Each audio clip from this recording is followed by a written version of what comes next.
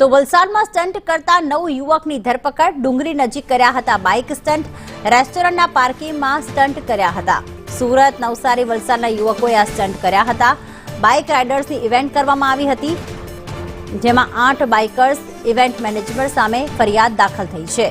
પોલીસે 9 લોકોની ધરપકડ કરી કાર્યવાહી હાથ ધરી છે. પોલીસે કુલ 8 જેટલી બાઇક પણ જપ્ત કરી છે. વલસાડના ડુંગરી નજીક હાઈવે પર એક રેસ્ટોરન્ટ આવેલી છે, જેના પાર્કિંગમાં થોડા દિવસો પહેલા સ્ટન્ટ કરનાર યુવકો હોય છે, જે રાઇડર્સ હોય છે, તેમણે સ્ટન્ટ કર્યા હતા. એક બાઇક રાઇડર્સના ઇવેન્ટનું આયોજન કરવામાં આવ્યું હતું, જેમાં 8 જે રાઇડર્સ હતા, જે આયોજક હતો, તેની ધરપકડ કરી લેવામાં આવી છે.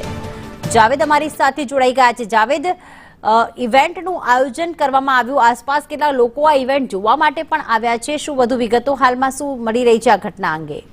જી થોડા દિવસ પહેલા જે વલસાડની એક ખાનગી રેસ્ટોરન્ટના ઓપનિંગને લઈને જે છે એક ઇવેન્ટ રાખવામાં આવ્યું હતું, અને ઇવેન્ટને લઈને આ બાઇકર્સો જે છે તેઓને બોલાવવામાં આવ્યા હતા અને સ્ટન્ટ કરવામાં આવ્યા હતા. જોખમી સ્ટન્ટ આ બાઇકર્સોએ નેશનલ હાઈવે 48 અને આ હોટલના પાર્કિંગમાં કર્યા હતા, જ્યાં મોટી સંખ્યામાં યુવાનો ઉમટ્યા હતા.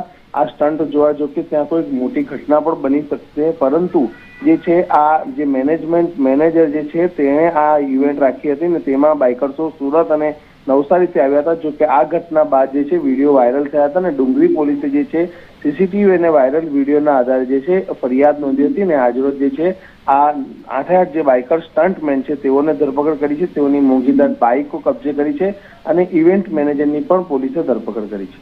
આભાર તમામ વિગતો માટે જાવેદ.